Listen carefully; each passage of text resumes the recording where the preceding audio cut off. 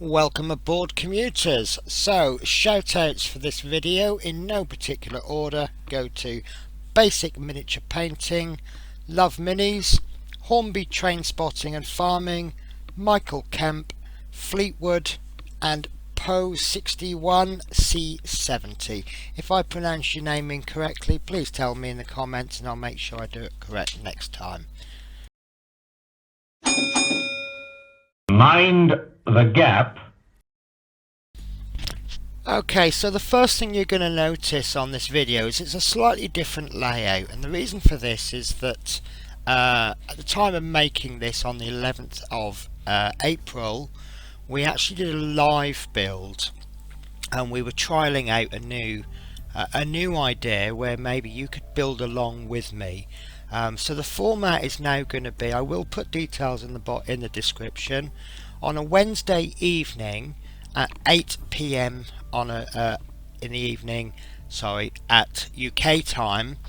I'm going to build live, and then while I'm building it, it will give you the chance to ask any questions, and then I will address the questions, and then the following day on the Thursday I can then edit the video, and then I can do the highlight version just like I always do on YouTube on the Friday. Now we do appreciate that subscribers will have a slight disadvantage because obviously they get 4 issues every month.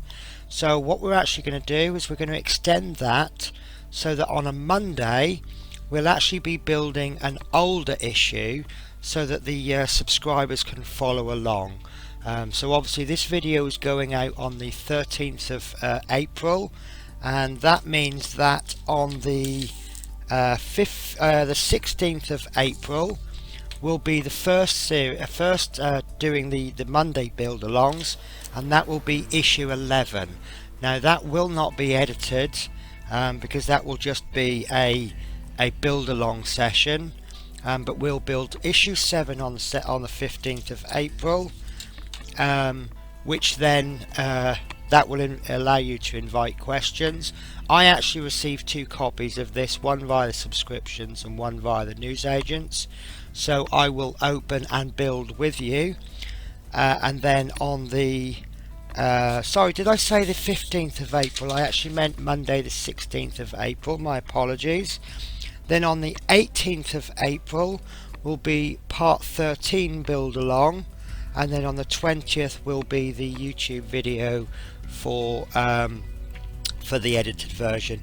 Obviously issue 13 will be built again on the working it out in my head will be sometime in May, towards the end of May, 8, 9, 10.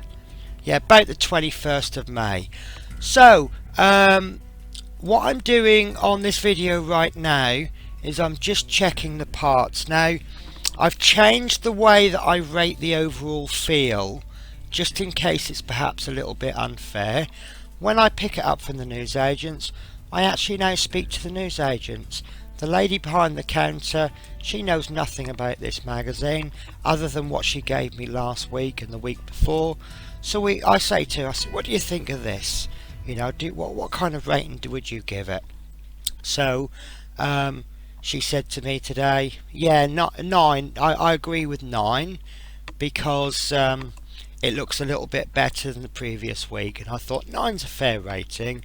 But on the way home I sort of had a look at it. Really some really interesting looking parts in there, and I almost opened the packaging on the bus home. I just couldn't wait. As you can see, I did manage to resist. So on that basis I've decided to give this 10 out of 10 for the feel. And the parts, well, there were just so many parts, but there's at least 10 parts, so it does receive 10 out of 10 for the parts. And I'm looking at this magazine right now and I'm thinking this has the potential to be 100%.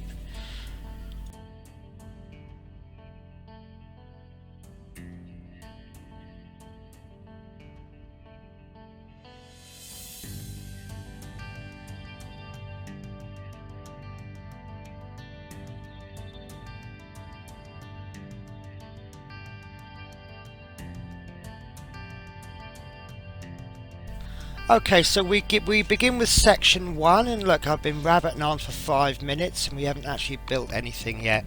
The two parts that we require are 12B, the left rear suspension arm, and the left brake mount. Now these are, again, always look at the instructions, but these will slot into place. There are little guidelines, and that needs to be attached with a CM screw. Now although there's 2 screw holes, you only attach the 1 screw, and that will be, as you look at it, on the left hand side.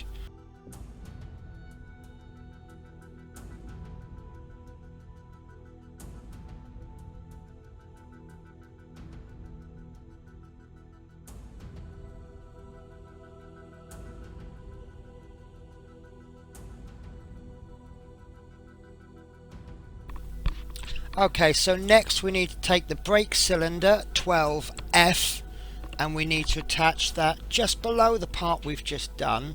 Now you will notice that there's 2 holes on the actual left rear suspension arm, but on the brake cylinder there's a little guiding lug.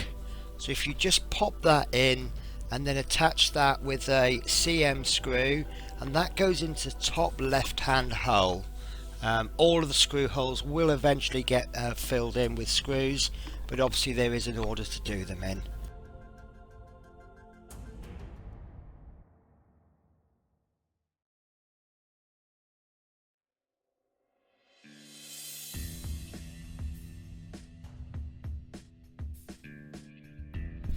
Okay, so on to section 3, and we need the brake lever labelled 12E.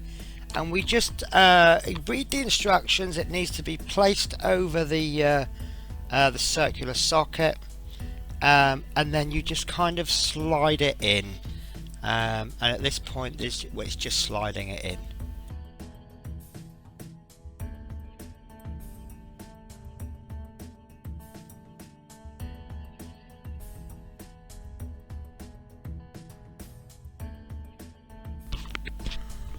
Okay, so for the next section there's 2 screws that we need to insert, a CM and a DP screw.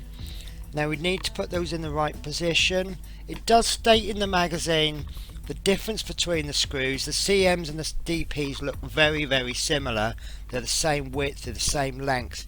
One screw is intended for use on metal parts, and the other one is intended for use on plastic parts. So if you do get them muddled up, you do run the risk of damaging the model. So the CM screw will go above and the DP screw will go below. Now I did put the CM screw in first, and that was simply because I already had the packet open from when we did section 2.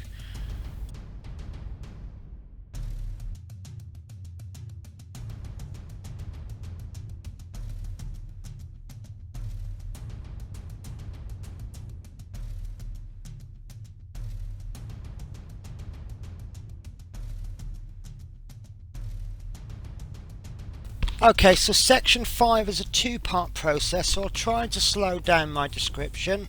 First of all, we need to take part 12G, the brake line connector, and that needs to be inserted onto the part 12E. Now there is a correct and a incorrect way to insert this.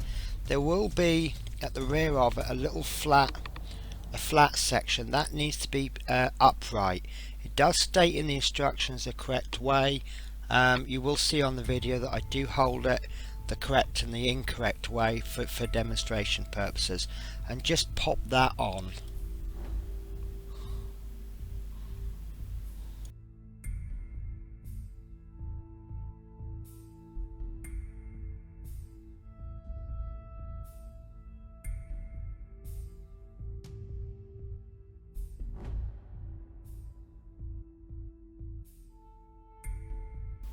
Okay, and once we've popped that on, we need to get the spring, the return spring labelled 12L, and we need to fasten that with a DP screw and a CM screw.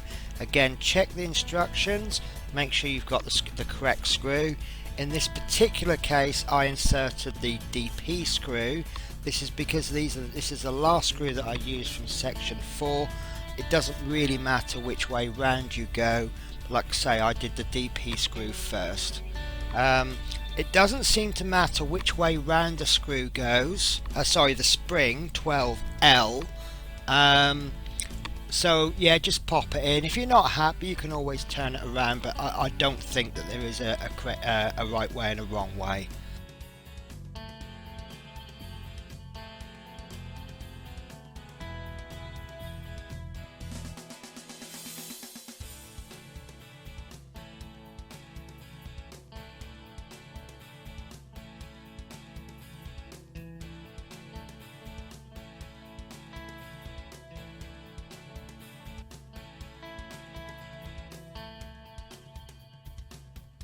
And there we go. I think this is quite simple if you just take your time and just look at the instructions first.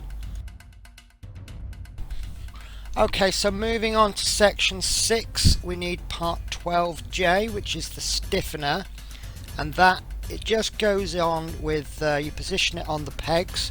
There's a peg at the top and the bottom, and this is, it says in the magazine note, these are push fit fittings. I did struggle with these, and I did consider using super glue just to attach them. I would advise against using glue unless you're actually told to. However, what I found in the end, at the top, if you push that in a little bit tight, it will kind of click into place. But make sure you push it right at the join bit. If you push it further down, you will run the risk of snapping it. So you won't see me push it right in on this one. You'll see me trying to put it in, and I may even struggle a little bit, but just give that a firm push towards the top, and that will snap in really nicely, really nice and tight.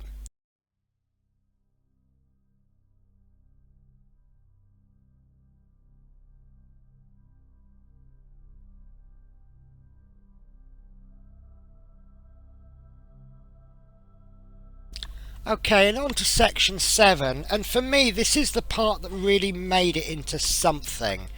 We need to take the part 12K, the hollow brake line, and we just need to push that onto, there's a little pin on the end of the brake line which was labelled 12G. Just push that on. That goes on with relative ease. And like I say, that really does start to look like it's going to become something now.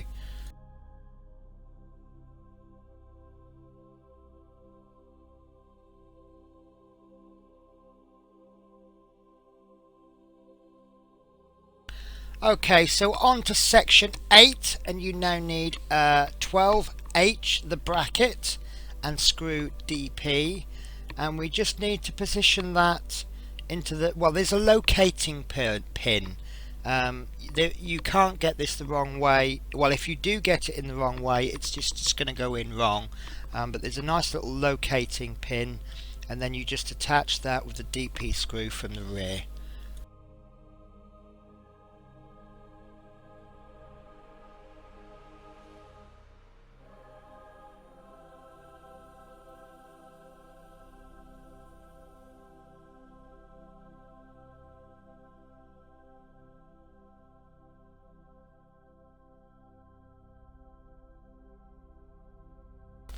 Okay, in section 9 we need the control lever 12I, and that needs to be attached with screw EP. Now I did struggle with this slightly in that there was no way of knowing the exact position of it. Is this something that should move? Is this something that should be fixed? What happens if I get it wrong a little bit? However, what I did was I skipped to section 10, which you'll obviously see later on, and that gives you an idea of the rough position, and I just went with it. I decided in the end, if I've got it in the wrong position, excuse me, the future parts won't fit, and I can just go back and just adjust it. But I think I've actually got it spot on just by looking at the picture in part 10.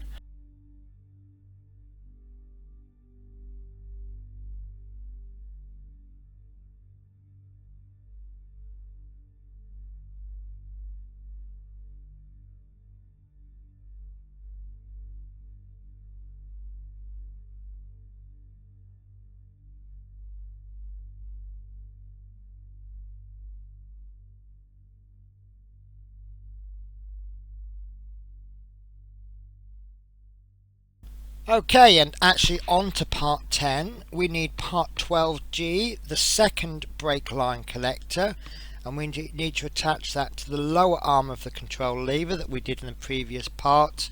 Again, there is a right and a wrong way to do this. There is a little diagram that shows you the right and the wrong way, and I believe that I do actually hold it up to the magazine to have a little comparison. And then we just fix that in place with the DP screw. It does say in the magazine, check that you have the second brake line connector the right way up. The raised socket should face downwards.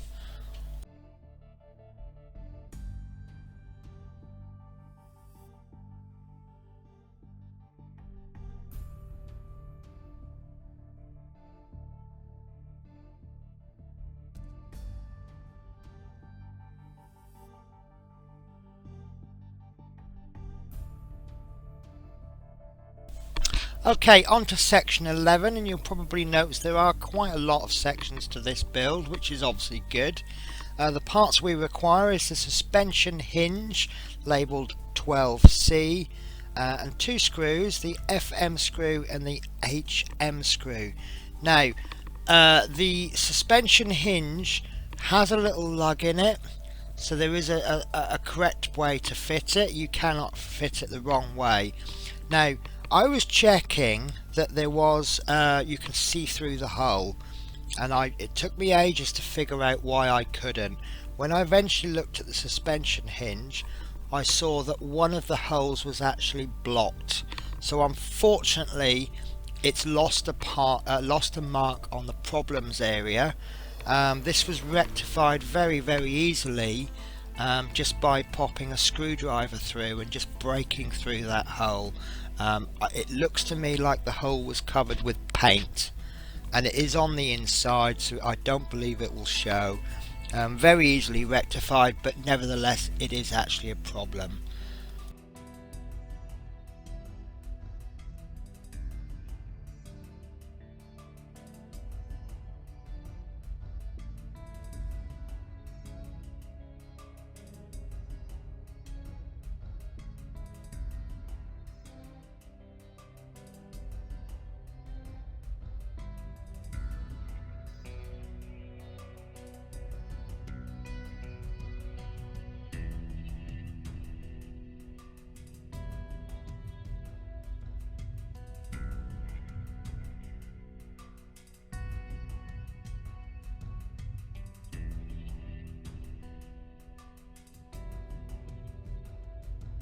Okay, and on to part 12, the final part. You need the two dampeners, which are labelled 12A, and they will just push fit into the locating pegs in part 12B.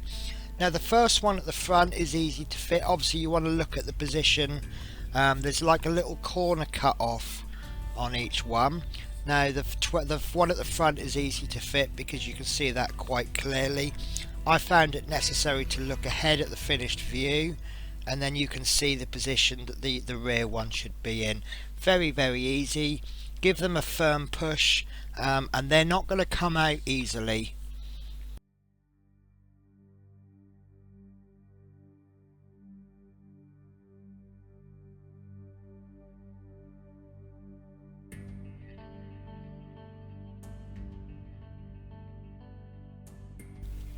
Okay, so after I built this, I noticed that there's some scratches on the outside. Unfortunately, I didn't check the parts thoroughly enough, so I really don't know if this is caused in packing and postage, or if I actually scratched it while I was building.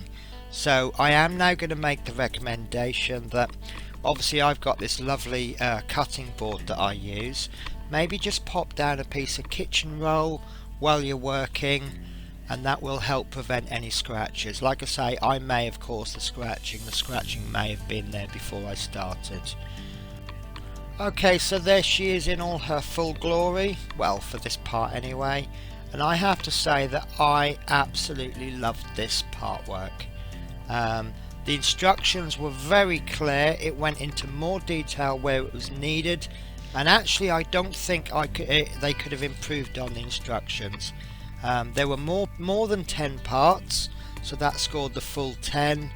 And the build time, now okay, because I was doing this live on Twitch, it did take me a little bit longer because I was going a little bit slower explaining things. However, my personal requirement is I would like at least half an hour of activity, and I achieved that today, so that's the full 10 marks. There was the one problem, so that did let the side down a little bit. So the overall score was 98%, and I have a consistent marking scheme, but I can't help feeling that that's a little bit harsh. It was an absolutely fantastic part. So the overall score for the entire build after 12 parts has actually been increased from an overall score of 87.64% up to 88.5%. So before we get into the shout outs, let's have a look at what we think is coming in part 13. Now I do have a confession to make. I've only actually ever looked at the picture. It wasn't until last week that I found out that there's actually a description, and it does clearly state on the description that I've never read. The parts for the rear right brake mechanism are supplied with issue 13. These are assembled and fixed to the rear right suspension arm in a similar way to the left hand side. So it actually looks like next week we're going to be doing the exactly same thing again, but obviously a mirror image. So I'm really looking forward to that. So that unfortunately is the last of the catch-up videos. We are now completely 100% up to date. The sad news means that from next Friday there will only be one Routemasters build, because obviously this issue 12 is the current edition. However, as mentioned before, this issue 13 will be built live on Twitch on a Wednesday evening, but before that, on a Monday evening, we will be building past issues for the benefits of the subscribers who obviously haven't received part 13 yet. So I certainly hope you join me. The description will be below on how you can get onto Twitch and how to find my channel. And if you actually follow my channel, which won't cost anything, you will then get notifications of when I go online. And I always go online 5 minutes before the scheduled time. This is just so I can do perhaps quick audio checks, make sure everything's working, and obviously once I go online you will receive a notification, and then that just gives you time to sort of get ready and get your song requests ready, have a little chat amongst yourselves, and you know, pop along, have a look and have a good time. Okay, so shout outs for this video. Issue 9 goes to Love Minis, who wrote looked like it went well, and Basic Miniature Painting writes looking good so far. I thank you both for your comment. Okay, and shout outs for issue 10 go to Hornby Train Spotting and Farming, who writes nice cheers for shouting me out. Michael Kemp writes, I spoke to them, obviously he means Hachette, about the paint on the parts as it makes it harder to build when you got small screws. I did reply and I said that I think the solution is that you screw the screws in a little bit and then you loosen them, and in and out, and that really helps. However, I would be inclined to agree that it shouldn't happen, that you know, obviously we're paying quite a lot of money for the parts. Some people would disagree with that statement and say, well, fixing the errors is all part of the project. My personal opinion is it's something that I will put up with, but I shouldn't need to have to fix errors when I pay so much money for the issues. I'm going to skip over Fleetwood because I want to come back to him. But Paul 60, so it's actually Paul 61 I want to skip. So Fleetwood writes, thanks for the mention, smiley. Hope you get your issues sorted out and it runs smoothly. Mine's stuck in the bus depot waiting for replacement 3, 4, 5 and 6 and the next delivery of 7, 8, 9, 10. Now at the time of filming this, I believe that the issues 7, 8, 9 and 10 have arrived. But it's such a shame that I'm watching Facebook and there seems to be more posts concerning delivery problems than there are actually about the build. It is a real shame. We have my general sum up of this is an absolute fantastic build that's been ruined by the customer service. It's not stopping me from doing my build, but this is why I've actually bought mine from the newsagent. Since I've ordered from the newsagents, I've had no problems at all. They've advised me of potential issues, but to be honest with you, life is sweet right now for me regarding this build. So Love Minis writes, "Ooh, a shout out for me." Yeah, I shout out everyone who takes the time and trouble to make a little bit of effort. So on to Paul 61C70. Again, I apologise if I pronounced that incorrectly. You will correct me if it's incorrect. And he writes the most wonderful reply. "Thank you for the shout out, Penny. Your videos have helped me immensely. Without these videos I wouldn't attempt to build anything on this scale. So thank you for another great video, another great one. Thumbs up." Now I almost wept when I read that. The reason I do YouTube videos is I like to share what I do. If nobody watched my videos, it wouldn't stop me from doing the videos. You know, that's fine. Obviously if someone can get something out of this, then fantastic. And I've always said that if maybe we can get in our career as a hobbyist, if we can get 2 people into the hobby, and obviously they get 2 people into the hobby and they get 2 people, you know, even over the course of years, it means that the world of hobbying is always going to grow. And I use the umbrella term hobby because I don't necessarily mean building buses or building models or painting miniature figures. I mean having an activity that you enjoy doing. You know, I really look forward to Wednesdays now. I mean, Wednesday is called Hump Day because it's the middle of the week. It's neither here nor there. But now I have something to look forward to.